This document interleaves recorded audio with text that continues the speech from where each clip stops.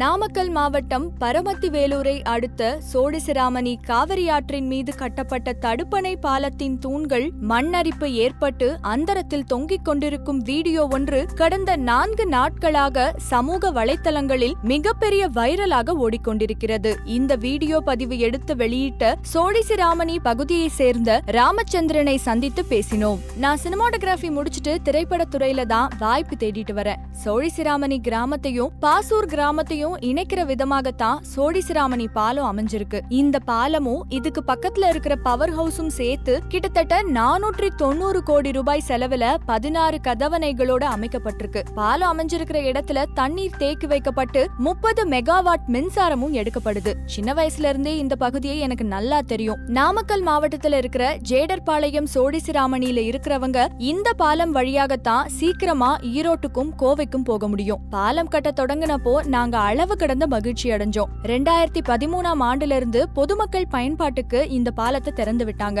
அன்னிலிருந்து இந்த பாலத்தின் வழியாகத்தான் பஸ், லாரி, ஆட்டோ, 2 வீலர்கள், பள்ளி, கல்லூரி வாகனங்கள்னு நிமிஷத்துக்கு ஒரு வாகனம் போய்கிட்டு இருக்கு. ஆத்துல தண்ணி இல்லாததுனால வறண்டு கிடந்த இந்த பகுதியை சுத்தி பாக்குறதுக்காக போனேன். பாலத்துக்கு அடியில போய் பார்த்தப்பதான் உண்மை தெரிய வந்துச்சு. பாலம் கட்டி பொதுமக்கள் பயன்பாட்டுக்கு திறந்து விட்டு 4 வருஷங்கள்லயே மண்ணரிப்பு ஏற்பட்டு தூண்கள் அந்தரத்துல தொங்கிக்கிட்டு இருக்கு. அதுவும் 3வது தூணை பார்க்கும்போது கொலை நடுங்கி போச்சு. இந்த பாலத்தால பொதுமக்களுக்கு ஒவ்வொரு நொடியும் மிகப்பெரிய ஆபத்து காத்திருக்கு அப்படிங்கறத நான் உணர்ந்தேன். இத மின்சாரத்துறை அதிகாரிகளோட கவனத்துக்கு கொண்டு போகலாம் அப்படின்னு நினைச்சப்போ பக்கத்துல இருக்கிற மீனவர்கள்லாம், தம்பி இந்த விஷயம் எல்லாருக்குமே தெரியும், பாலத்தை ஒட்டி இருக்கிற மின்சாரத்துறை அதிகாரிகளுக்கு இது தெரியாமையா இருக்கும், அவங்க கிட்ட சொல்ல போனா கேட்டுக்குள்ள உன்னை உள்ளேயே விடமாட்டாங்கப்பா அப்படின்னு சொன்னாங்க. இந்த தகவலை எப்படியாவது பொதுமக்களுக்கு தெரியப்படுத்தணும் அப்படின்னு நினைச்சேன். என்கிட்ட இருந்த செல்போனை பயன்படுத்தி தூண்களோட அபாய நிலையையும் அதனால ஏற்படக்கூடிய விளைவுகளையும் குரல் வழியே தெளிவா பதிவு செஞ்சு தூண்களையும் பாலத்துக்கு மேல போற வாகனங்களையும்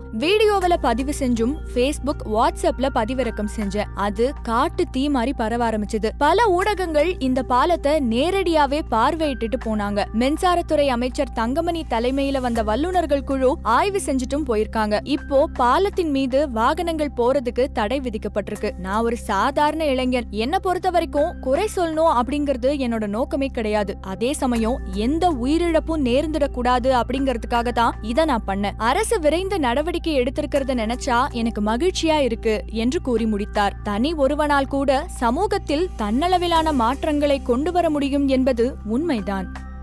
மேலும் இது போன்ற செய்திகளை தெரிந்து கொள்ள சுட சுட சேனலை சப்ஸ்கிரைப் செய்யுங்கள்.